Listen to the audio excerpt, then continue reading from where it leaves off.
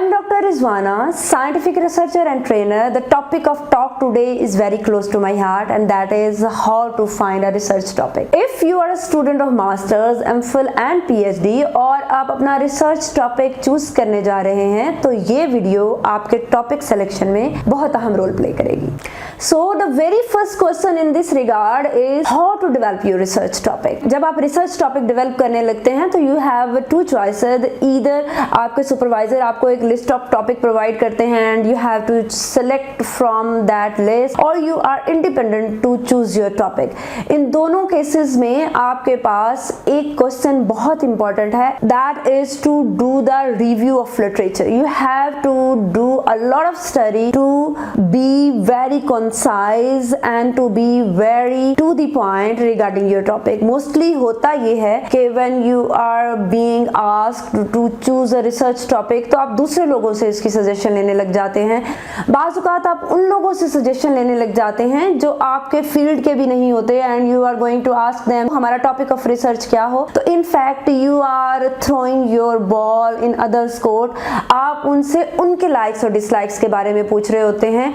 जब आप किसी दूसरे पर्सन से अपने रिसर्च टॉपिक के बारे में पूछ रहे होते हैं तो वहां पे कोई भी ऐसी बात नहीं होती जो आपके कंसर्न को सामने रखते हुए आपको बताई जाएगी. That people will answer to you according to his or her own choices, अपने experiences, अपने विजन और अपने लाइक्स और अपने इंटरेस्ट के बारे में आपको आंसर करेगा. So when you are going to start the research on that topic जो आपने किसी से मशवरा लेके किया है, तो ultimately when you are not getting the results of your own choice, when you are not feeling interest or something creative in that topic, तो आहिस्ता आहिस्ता आप अपना इंटरेस्ट लूज करते जाएंगे और फाइनली यही होगा कि you will quit that topic और दोबारा से आप रिसर्च करेंगे and then you will start again from the zero. So the very important point at this stage of developing the research topic is to look at your own interest. Look at the facilities of the laboratory in which you are going to do your research or in the area in which you exist if you are going to do your field work. So look at the samples which are available on which you are going to study. So you have to look at your own specialty. You have to look at your own knowledge. आपको किस topic के बारे में maximum knowledge है, किस topic पे काम करके आप हैप्पी फील करोगे and you will get excited when you are having result and you can put your thoughts on that topic. So that's why very important point is that topic will be the topic of interest. Topic should be creative. If you are going to do something different or going to do something which is very interesting for other and which is going to take the interest of other people, so you will feel happy when you are going to do research on that topic. So that topic, a creative topic, will also increase your level of interest in your research. इस बात को मैं इस example से अच्छे से elaborate कर सकती हूँ कि मेरा field of research green chemistry, natural product and organic synthesis है.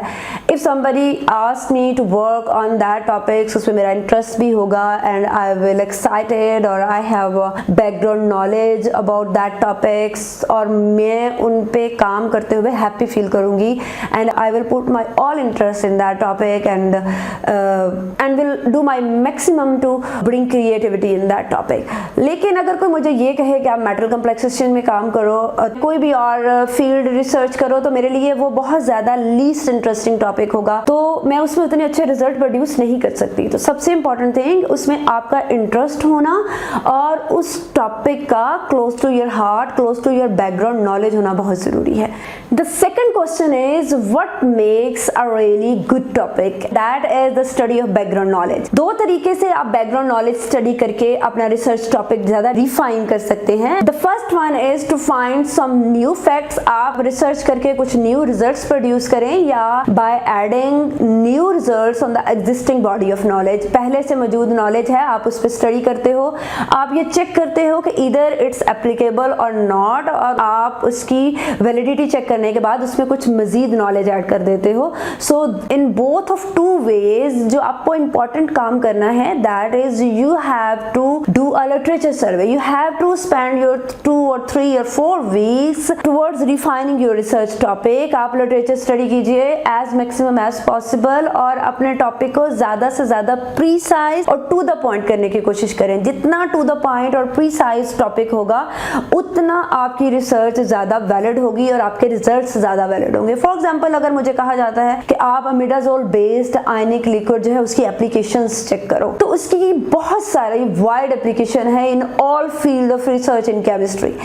लेकिन अगर मुझसे ये कहा जाता है कि आप अमिडाजोल बेस्ड आयनिक लिक्विड की कपलिंग रिएक्शन में या कुछ स्पेसिफिक ऑर्गेनिक रिएक्शंस में 4 to 5 ऑर्गेनिक रिएक्शंस में एप्लीकेशन चेक करो, तो ये एक ऐसा टॉपिक है जिसपे मैं 200 और 250 पेजेस का थीसिस बहुत प्रिसाइज और अच्छे से बना सकती हूँ and I can answer all the relative questions regarding my research topic in that thesis. So your topic should be precise and to the point, और आपके टॉपिक को प्रिसाइज और टू द पॉइंट होने के लिए जो चीजें आपको ऐड करनी है that will be, you can add geographical context, historical context, biological context. तो इन सारी चीजों को ऐड करने की एक एग्जांपल मैं आपको इस तरह से दे सकती हूँ कि फॉर एग्जांपल आपको एक से क्वेश्चन पूछा जाता है कि you have to write a report on 5 pages जिसमें आपको ये एड्रेस करना है how the deforestation is affecting the life of gorillas in Africa. So ये बहुत इंटरेस्टिंग टॉपिक है, बट जब हम ये देखते हैं कि ये टॉपिक कितना ब्रॉड है, तो आप देखें हर नस्ल के गोरिल्ला इसमें आ रहे हैं और पूरे का पूरा अफ्रीका उसने कवर किया हुआ है। सो इतनी बड़ी स्टडी को 5 पेजेस में कवर करना बहुत मुश्किल हो जाता है। वो काम जो आपको इस पॉइंट पे करना है वो अपने टॉपिक को प्रीसाइज करना है। अपने इतने वास्ट टॉपिक को बहुत ज्यादा आपने प्रीसाइज करके टू द पॉइंट करना है। तो इसमें आप जियोग्राफिकल बैकग्राउंड डाल सकते हैं। You can change that Africa to south west Uganda, that is the specific area of the Africa. You can bring the biological change, mean you can focus on the type of the gorillas and that is the mountain gorilla. और इसके अलावा इसमें आप historical background भी डाल सकते हैं। आप एक स्पेसिफिक पीरियड सर्च कर सकते हैं, एक स्पेसिफिक एरिया जो है उसको सिलेक्ट कर सकते हैं। You can precise your topic in this way: the current effect of deforestation on the mountain gorillas in southwest Uganda. So in this topic you have add all the 3 contexts: the historical context, the biological context and the geographical context. Precise your topic. So as narrow your topic is, as good and precise your result will be. जितना ज्यादा आपका topic precise होगा, जितना ज्यादा आपका topic to the point होगा, उतना ज्यादा आप उस टॉपिक में मौजूद क्वेश्चंस को आंसर कर सकोगे और उतनी ज्यादा अच्छी रिसर्च आप लोगों को दे सकोगे। So what is important to make a good research topic? The first one is how you can develop a good topic. उसके लिए आपका टॉपिक आपके एरिया ऑफ इंटरेस्ट से होना जरूरी है, उसके लिए आपका टॉपिक क्रिएटिव होना जरूरी है। और जो दूसरा पॉइंट है वो ये है कि आप अपने टॉपिक को किस तरह से इफेक्टिव बना सकते हैं, किस तरह से ज्यादा प्रोडक्टिव बना सकते हैं। एंड वो आप कर सकते हैं by doing the as maximum research as possible, literature review करने से, by adding the knowledge on the distinct knowledge और बाय प्रोड्यूसिंग समथिंग न्यू। ठीक है, इन दोनों चीजों के जरिए आप अपने टॉपिक को ज्यादा से ज्यादा इंटरेस्टिंग बना सकते हैं। आप रिसर्च गैप्स को फाइंड आउट कर सकते हैं। जब आप किसी भी टॉपिक को स्टडी कर रहे होते हैं तो उसमें बहुत से एस्पेक्ट्स ऐसे होते हैं जिनको एड्रेस नहीं किया गया होता। तो think scientifically and find out that aspects जो इनके अभी तक नहीं स्टडी किए हुए। तो ये सब कुछ आप तभी कर सकते हैं when you are properly doing a literature survey. तीसरा important point that is limitizing और डूइंग योर टॉपिक नैरो। उसके लिए आप 3 कॉन्टेक्स्ट हैं जिस पे काम कर सकते हैं। You can add geographical, historical और biological context to your topic और अपने टॉपिक को लिमिटाइज कीजिए, उसको नैरो कीजिए as maximum as possible to answer all the question regarding that topic. आप लोगों को एक हेल्दी रिसर्च जो है वो दे सके। So that's it with this video lecture. We will meet soon in the next lecture. Till then, stay happy, keep learning and stay tuned with my channel.